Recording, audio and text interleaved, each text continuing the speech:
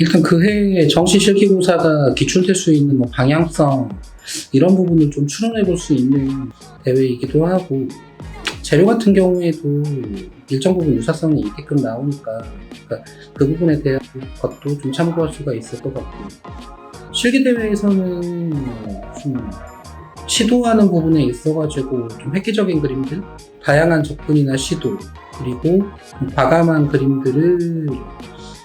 좀 본상으로 밀어 올리는 경향이 없잖아 있어요. 그러니까 근데 정시에서는 솔직히 도박하기가 되게 어렵고, 가장 안정적으로 점수를 좀 잘 받기 위한 그림들로 학생들이 이제 몰려가는 경향이 있다 보니까 아무래도 이제 실기대회 때 상 받았던 그림들과 유사한 유형들이 정시에서 나오긴 좀 어렵죠. 그러니까 이런 부분들을 좀 어느 정도는 구분을 하셔가지고 보셔야 될 것 같고, 어쨌든 5월달 이른 기간에 이제 실기고사를 보는 거기 때문에 이제 문제 난이도가 낮은 편은 아니거든요. 소화할 수 있는 역량이 있는지 좀 점검해 볼 수 있는 계기가 될 수 있다는 점에서는 나름대로 의미가 있다고 생각을 합니다. 일단 조형실기 우수자 전형 지원하는 부분에 있어서 자격이 생기죠. 그러니까 특선 이상 타 대학에서 상 받은 거에 비해 가지고는 한 개 그레이드씩 높게 코스팅이 되니까 약간 이런 부분들에서 이득이 있고, 그리고 자학교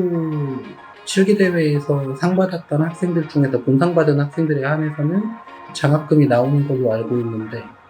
이제 그것도 뭐 적은 금액은 아니니까 이 부분 같은 경우도 좀 도움이 되실 거고,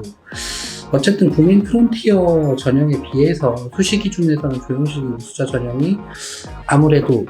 지원하는 부분에 있어가지고 경쟁률이나 여러 가지 측면들을 감안을 했을 때 조금 더 수월한 건 사실이긴 한데,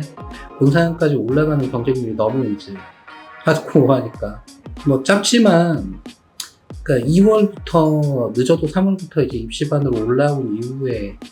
실기대회를 준비하게 되면서 어쨌든 시간 안에 완성을 해야 되고 결과물을 내야 되는 시험을 준비하는 과정들을 여러분들이 겪게 되면서 내가 정해진 시간 동안 어려운 문제를 맞닥뜨렸을 때 내가 어떤 부분에 취약점을 가지고 있는지를 분석해 볼 수 있는 계기가 될 수 있기 때문에 이 부분도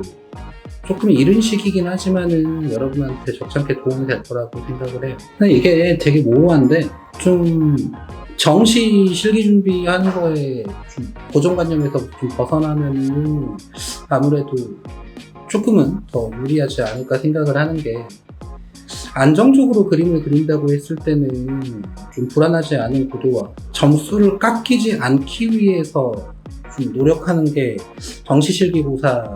준비하는 팁이라고 생각을 하는데, 실기대회는 어찌 보면 정반대라고 생각을 하면 되죠. 그러니까 점수를 깎이고 말고의 문제가 아니라 수천장 안에서 이제 눈에 들어야 되는 거기 때문에 다른 사람들하고는 달라야 돼요. 구도를 접근하는 방식이나 형태를 해석하는 방법이나 기본적으로 표현력, 마감 능력, 문제를 해석하는 부분에 있어서 범용성 있는 문제풀이법, 이런 것들은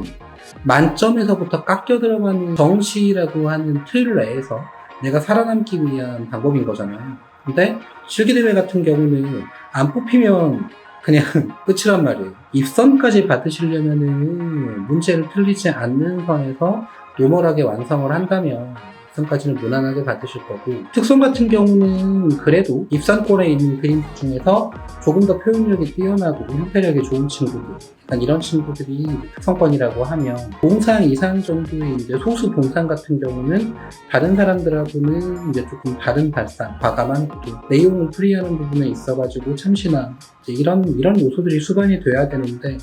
이거는 사실은 선생님들이 틀을 잡고 가르칠 수 있는 건 아니거든요. 여러분들도 너무 안정적으로 그림을 그리려고 하지 마시고, 실기대회에서는 다른 사람들과 다르게 조금 더 독특하게, 그리고 조금 더 과감한 시도를 이때 아니면 해볼 수가 없으니까 원하는 대로 마음껏 좀 저질러 보고 오시면은 그래도 후회가 없으실 거라고 생각이 되고 확률이 조금 더 올라가지 않을까 생각을 합니다.